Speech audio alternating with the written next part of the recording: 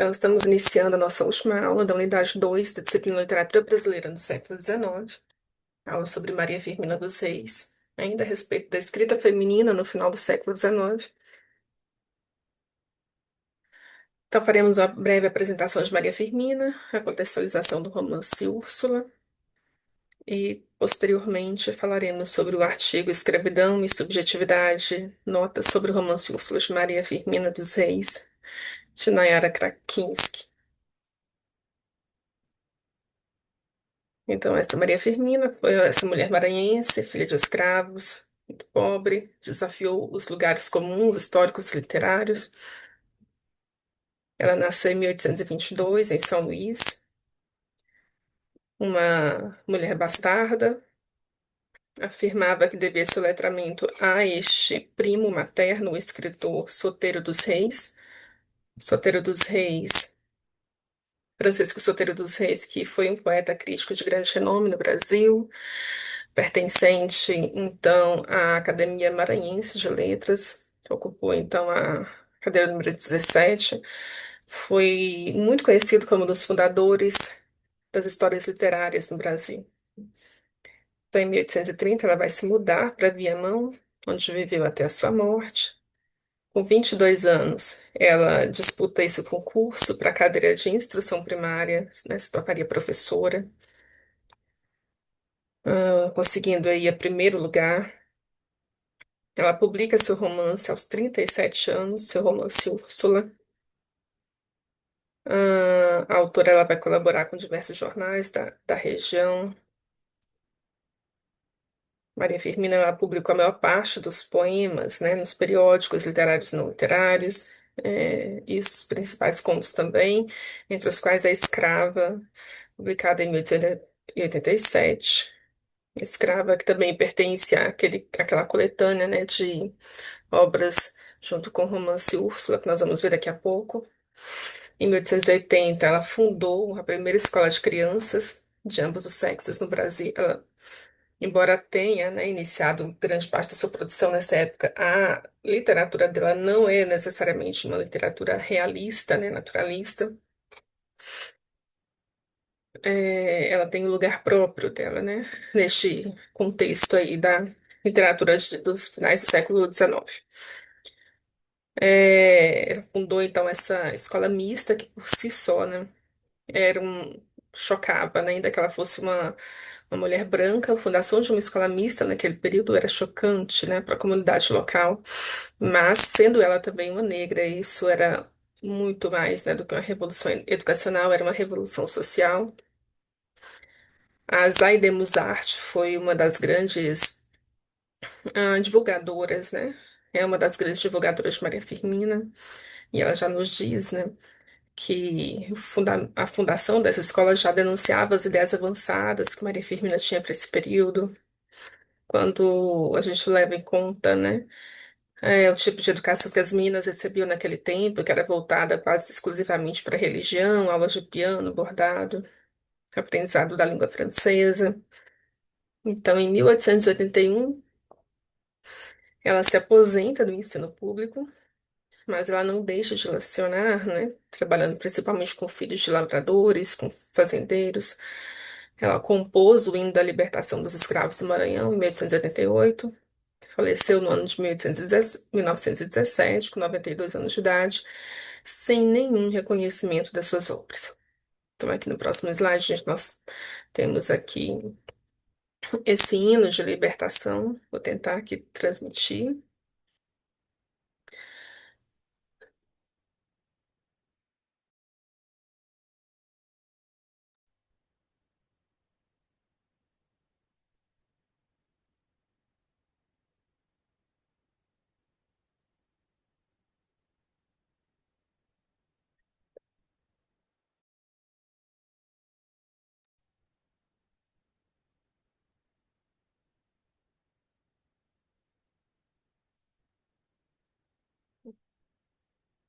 Nós temos ainda uma outra versão, né, na internet com a professora Lília, da USP, também declama o poema.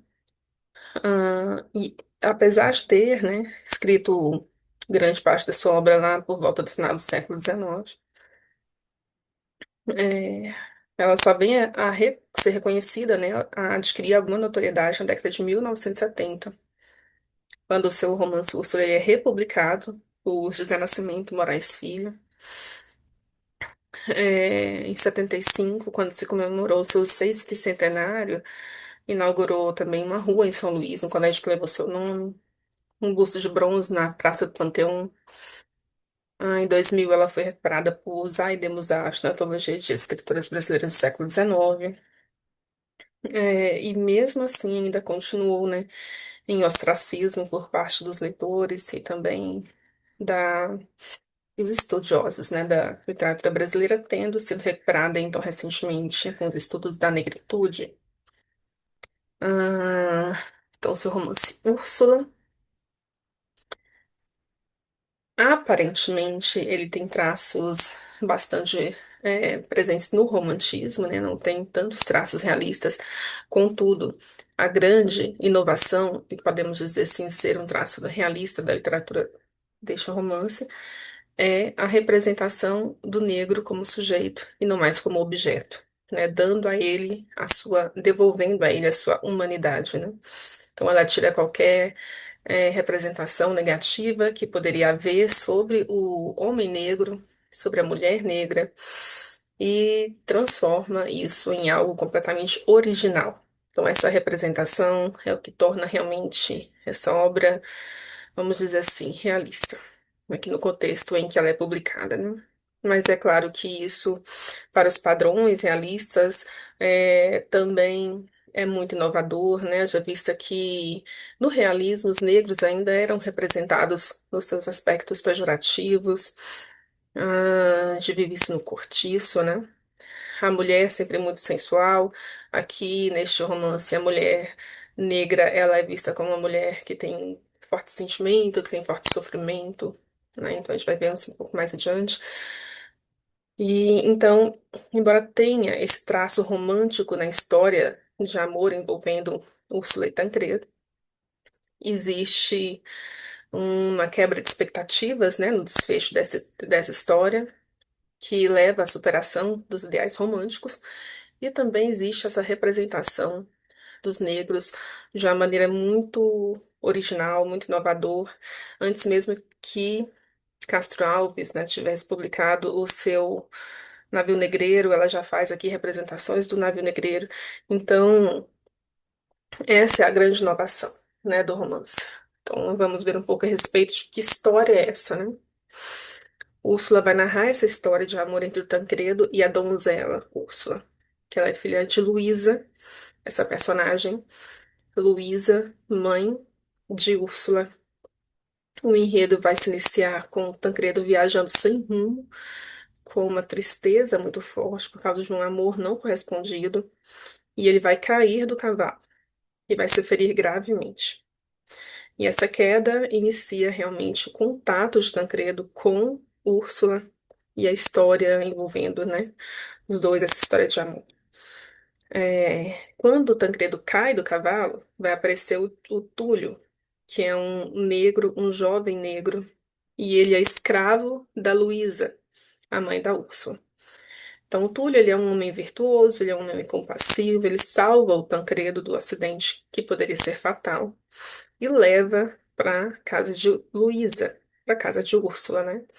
Luísa era uma mulher doente, era paralítica e necessitava de muitos cuidados de Úrsula.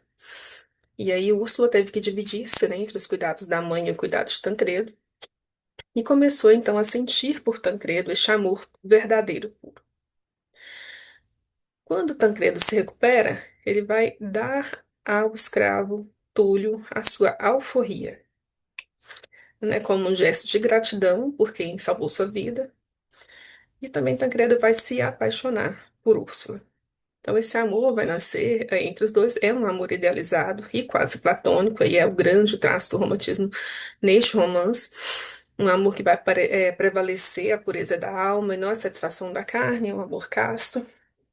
Este inocente amor é colocado em xeque por esse comendador, o Fernando, que é o irmão da Luísa, que tem um papel bastante importante aqui neste livro também. No momento em que Tancredo e Túlio eles se encontram, Úrsula vai à floresta, né? Sonhar com o seu futuro de fortuna e amor. Então, Fernando encontra Úrsula e apaixona-se perdidamente pela moça. Ele mata um pássaro e mancha de sangue, né, o vestido branco de Úrsula e se torna um obstáculo ali entre os dois jovens, né, entre Úrsula e Tancredo. Contudo, Úrsula vai rejeitá-lo e Fernando jura, né, que ela seria sua a todo preço. Fernando vai ao encontro de Luísa solicitar-lhe a mão da sua filha. Contudo, Luísa era absolutamente contrária ao casamento da filha com aquele homem, haja vista que Fernando assassinara o marido de Luísa. Luísa suplica a Úrsula, né, que fuja do comendador e encontre Tancredo. E aí a mãe de Úrsula falece, né, que deixando Úrsula ainda mais triste, sofrida. E quando retorna à casa de Luísa, Tancredo e Túlio são avisados do ocorrido por Susana.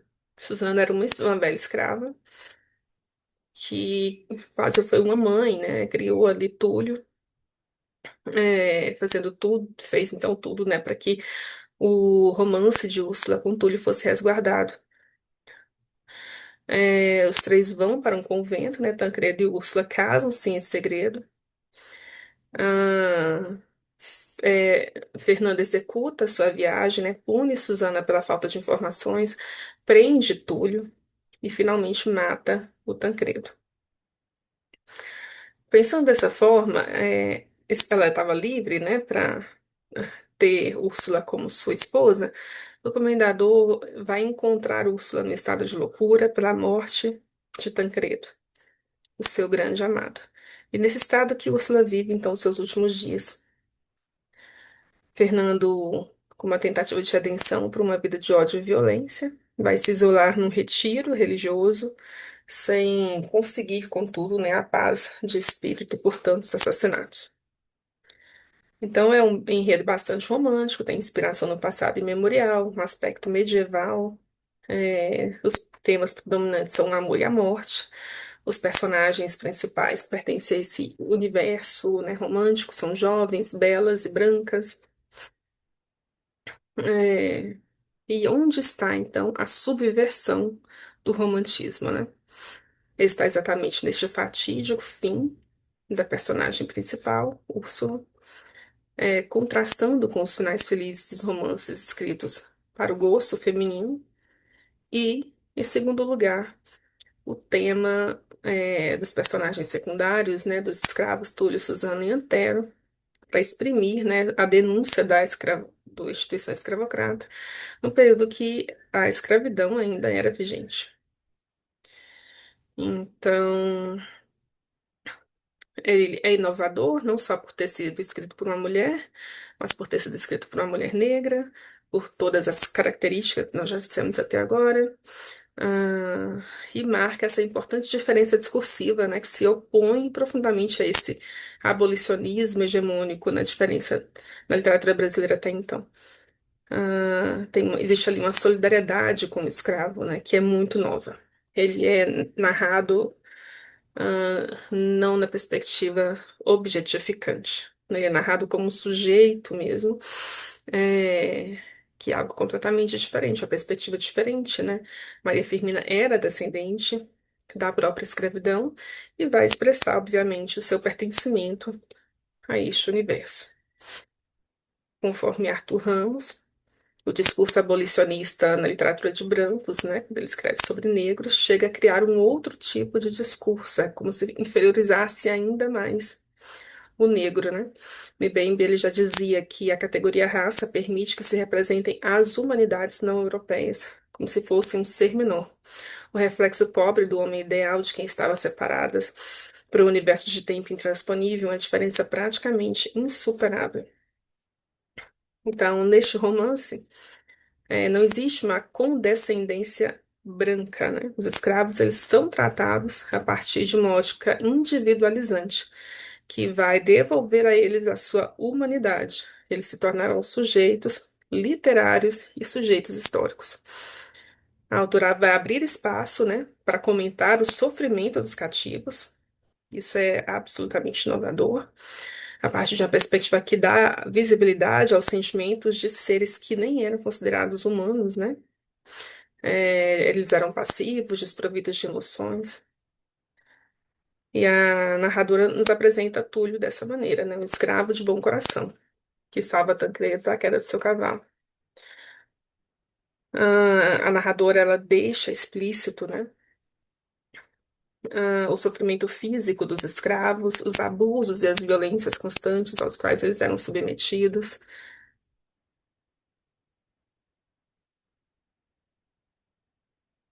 É, um exemplo disso, né? Os míseros escravos gemeram de ódio e de dor, mas nem mais leve exprobração, nem o sinal de justa indignação se lhes pintou no rosto. Eram escravos, estavam sujeitos aos caprichos de seu bárbaro senhor. Mbembe já afirmava, né, que ah, pensar a categoria de raça é produzir um negro constantemente. Produzir o negro é produzir um vínculo social de submissão e um corpo de exploração, isto é, o corpo inteiramente exposto à vontade de um senhor. Ah, José Antônio de Abreu vai denunciar, né? Pois apresenta um sujeito de enunciação consciente do seu papel social, né? Seja na voz das personagens escravas, seja na voz da narradora, um sujeito de enunciação que opta pela afronta a partir da literatura a uma sociedade que impedia e restringia o direito às liberdades. Então, além dessa representação dos negros como sujeito, existem a representação dos sofrimentos físicos, dos sofrimentos psíquicos e representações do domínio da memória. Então, as lembranças de Susana, essa escrava africana que veio da África capturada, né? Essas lembranças são muito fortes, né? Então, e muito inéditas na literatura até então. Então, ela se lembra de quando ela gozava da liberdade, do prazer de estar junto da sua família, né? Se lembra disso, sobretudo, quando o Túlio diz a ela que havia conquistado a sua alforria. Deixa eu pegar um pedacinho desse trecho lá no romance.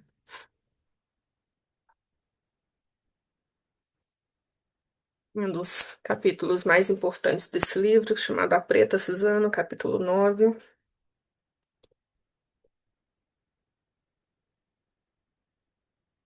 Vamos lá no texto acompanhar a leitura.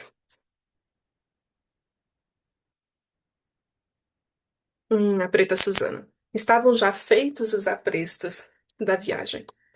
E Túlio, entanto, no meio da sua felicidade, parecia às vezes tocado por uma viva melancolia que se lhe debuxava no rosto, onde uma lágrima recente havia deixado profundo sulco. Era, por sem dúvida, a saudade da separação. Essa dor que aflige a todo o coração sensível, que assim o consumia. Ia deixar a casa da sua senhora. Veja bem, tinha acabado de ser liberto, né, é, por Tancredo, né, a quem ele havia salvado na queda do cavalo. E ele está com essa tristeza em virtude de ter que deixar a casa de sua senhora e não em virtude de ter que deixar ali outros pertencentes à sua própria raça. Então ele ia deixar a casa de sua senhora, onde, se não ledos, pelo menos não muito amargos, tinha ele passado seus primeiros anos. O negro sentia saudades. E aí havia uma mulher escrava e negra como ele, mas boa e compassiva, que lhe serviu de mãe enquanto lhe sorriu essa idade lisonjeira e feliz. Única na vida do homem que se grava no coração com caracteres de amor, única, cuja recordação nos apraz e em que faltou uma linha, né? Na original facsimilar. Susana chama-se. Ela trajava uma saia de grosseiro tecido de algodão preto, cuja orla chegava-lhe ao meio das pernas magras e descarnadas como todo o seu corpo. Na cabeça tinha cingido um lenço encarnado e amarelo, que mal lhe ocultava as alvíssimas cãs. Túlio estava ante ela com os braços cruzados sobre o peito. Em seu semblante transparecia um quê de dor mal reprimida, que denunciava o seu profundo pesar. A velha deixou o fuso, em que fiava, ergueu-se sem olhar, tomou o cachimbo, encheu de tabaco, acendeu, tirou dele algumas baforadas de fumo e de novo sentou-se, mas dessa vez não pegou no fuso. Foi então que fitou os olhos em Túlio e disse-lhe: Aonde vais, Túlio? Acompanhar o senhor Tancredo, respondeu o interpelado.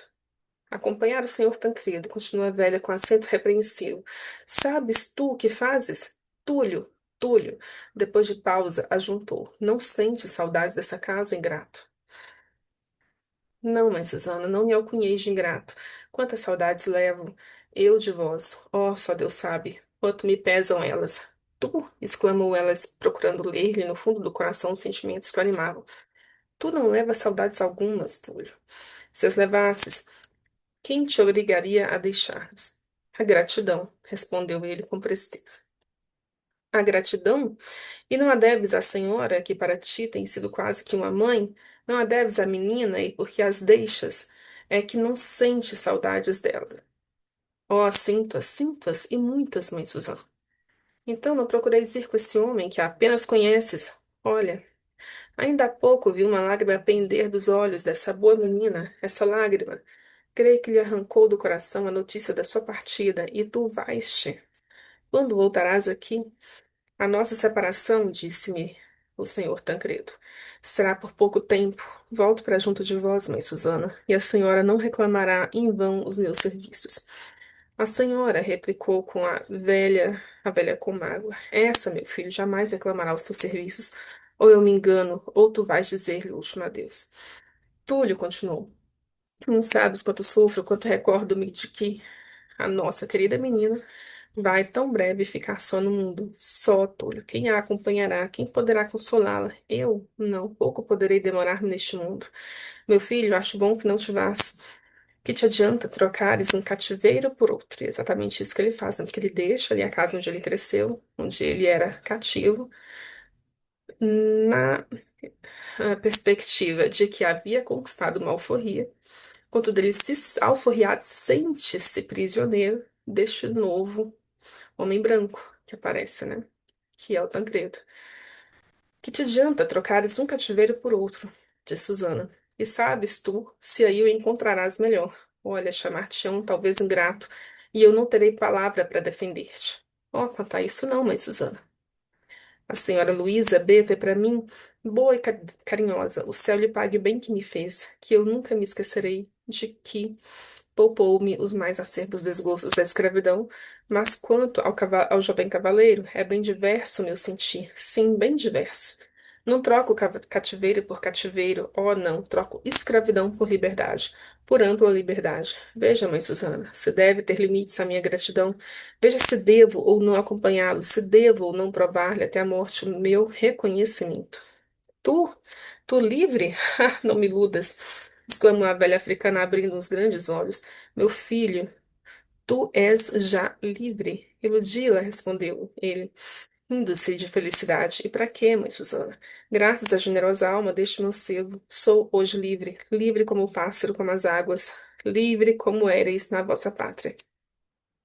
E aqui começam as recordações da Susana. Estas últimas palavras despertam no coração da velha escrava uma recordação dolorosa. Soltou um gemido magoado, curvou a fronte para a terra, com ambas as mãos sobre os olhos. Túlio olhou-a com interesse, começava a compreender os pensamentos. Não se aflija, disse. Para que essas lágrimas? Ah, perdoe-me. Eu despertei-lhe uma ideia bem triste. A africana limpou o rosto com as mãos e, um momento depois, exclamou: Sim, para que essas lágrimas, dizes bem, elas são inúteis. Meu Deus, mas é um tributo de saudade que não posso deixar de render a tudo quanto me foi caro. Liberdade, liberdade, ah, eu a gozei na minha mocidade. Continuou Susana com amargura.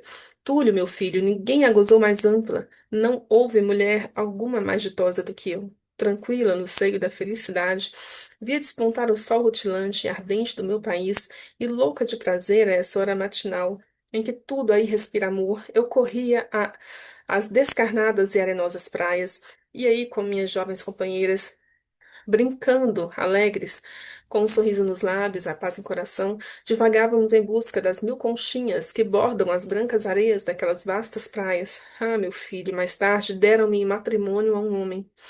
que amei como a luz dos meus olhos, e como o penhor dessa união, veio uma filha querida, em que me revia, em que tinha depositado todo o amor da minha alma, uma filha que era a minha vida, as minhas ambições, a minha suprema ventura, veio selar a nossa tão santa união. E esse país de minhas afeições, e esse esposo querido, e essa filha tão extremamente amada, ah, Túlio, tudo me obrigaram os bárbaros a deixar, oh, tudo, tudo, até a própria liberdade. Estava extenuada de aflição. A dor era-lhe viva e assoberbava-lhe o coração. Ah, pelo céu! Exclamou o jovem negro enternecido. Sim, pelo céu, para que essas recordações não matam meu filho. Se matassem, há muito que morrera, pois vivem comigo todas as horas. Vou contar-te meu cativeiro. Aqui ela começa a narrar como ela tinha sido capturada. Tinha chegado o tempo da colheita e o milho, o inhame e o amendoim eram em abundância em nossas roças. Era um destes dias em que a natureza parece entregar-se toda a brandos folgares. Era uma manhã risonha e bela, como o rosto de um infante. Entretanto, eu tinha um peso enorme no coração. Sim, eu estava triste. Eu não sabia a que atribuir a minha tristeza. Era a primeira vez que me afligia tão incompreensível pesar. Minha filha sorria-se para mim. Era ela gentilzinha e, em sua inocência, semelhava um anjo. Desgraçada de mim. Deixei-a nos braços da minha mãe e fui-me à roça colher milho. Ah, nunca mais eu devia vê-la. Aí não tinha vencido 100 braças do caminho quando o assobio que repercutiu nas matas me veio orientar acerca do perigo iminente que aí me aguardava. E logo 2 homens apareceram e amarraram-me com cordas. Era uma prisioneira, era uma escrava. Foi embalde que supliquei em nome da minha filha que me restituíssem a liberdade. Os bárbaros sorriam-se das minhas lágrimas e olhavam-me sem compaixão. Julguei enlouquecer, julguei morrer, mas não me foi possível. A sorte me reservava ainda longos combates. Quando me arrancaram daqueles lugares onde tudo me ficava, pátria, esposo, mãe, filho e liberdade, meu Deus, o que se passou no fundo da minha alma, só vós o pudestes avaliar. Meteram-me a mim e a mais 300 companheiros de infortúnio e de cativeiro no estreito e infecto porão de um navio. 30 dias de cruéis tormentos e da falta absoluta de tudo quanto é mais necessário à vida. Passamos nessa sepultura até que abordamos as praias brasileiras. Para caber a mercadoria humana no porão, fomos amarrados em pé, para que não houvesse receio de revolta, acorrentados como animais ferozes das nossas matas, que se levam para o recreio dos potentados da Europa. Davam-nos a água imunda, podre e dada com mesquinhez, a comida má e ainda mais porca. Vimos morrer ao nosso lado muitos companheiros à falta de ar, de alimento e de água. É horrível lembrar que criaturas humanas tratem a seus semelhantes assim e que não lhes doa a consciência de levá-los à sepultura, asfixiados e famintos. Muitos não deixavam chegar a esse último extremo. Davam-se à morte. Nos 2 últimos dias não houve mais alimento. Os mais insofridos entravam a vozear. Grande Deus, da escotilha lançaram sobre nós água e breu fervendo, que nos escaldou e veio dar a morte aos cabeças do motim. A dor da perda da pátria, dos entes caros, da liberdade foi sufocada nessa viagem pelo horror constante de tamanhas atrocidades. Não sei ainda como resistir. É que Deus quis poupar-me para provar a paciência de sua serva com novos tormentos que aqui me aguardavam. O comendador foi o Senhor que me escolheu. Coração de tigre é o céu. Gelei de horror ao aspecto de meus irmãos. Os tratos por que passaram doeram-me até o fundo do coração. O comendador derramava, sem se horrorizar, o sangue dos desgraçados negros, por uma leve negligência, por uma obrigação mais tibiamente cumprida, por falta de inteligência. E eu sofri com resignação todos os tratos que se dava a meus irmãos, e tão rigorosos como os que eles sentiam. E eu também o sofri como eles, e muitas vezes a mais cruel injustiça. Pouco depois casou-se a senhora Luísa B., e ainda a mesma sorte. Seu marido era um homem mau, e eu suportei em silêncio o peso do seu rigor, e ela chorava, porque doía-lhe na alma a dureza de seu esposo para com os míseros escravos, mas ele via-os expirar debaixo dos açoites os mais cruéis, das torturas do anjinho, do cepo e outros instrumentos de da sua malvadeza. Ou então nas prisões onde os sepultavam vivos, onde carregados de ferros como malévolos assassinos acabavam a existência, amaldiçoando a escravidão e quantas vezes os mesmos céus. O senhor Paulo morreu e sua esposa e sua filha procuraram, em sua extrema bondade, fazer-me esquecer nossas passadas desditas. Túlio, meu filho, eu as amo de todo o coração e lhes agradeço, mas a dor que tenho no coração só a morte poderá apagar. Meu marido, minha filha, minha terra, minha liberdade. E depois ela calou-se, e as lágrimas que lhe banhavam o rosto rugoso gotejaram na terra.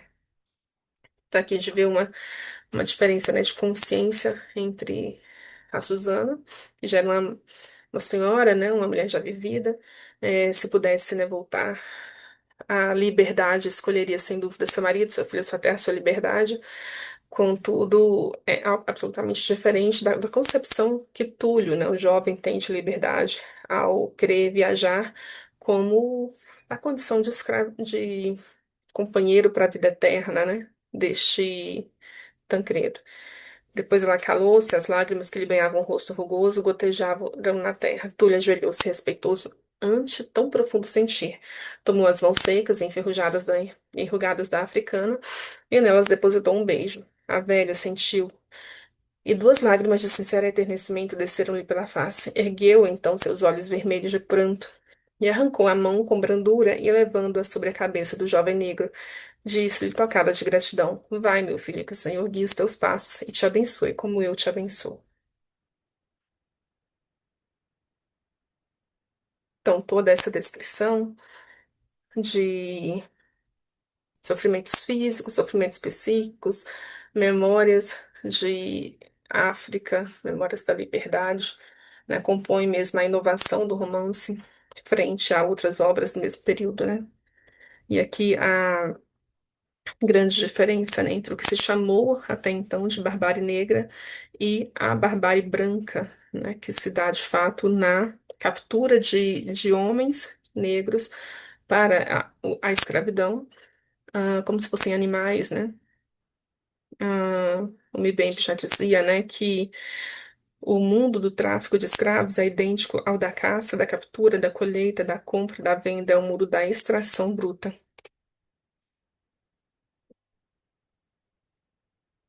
Nas Memórias de Susana, que a Maria Firmina inverte o discurso, né, de que os africanos eles são bárbaros e e selvagens, para expor, né, a barbárie que os homens brancos cometeram no continente africano.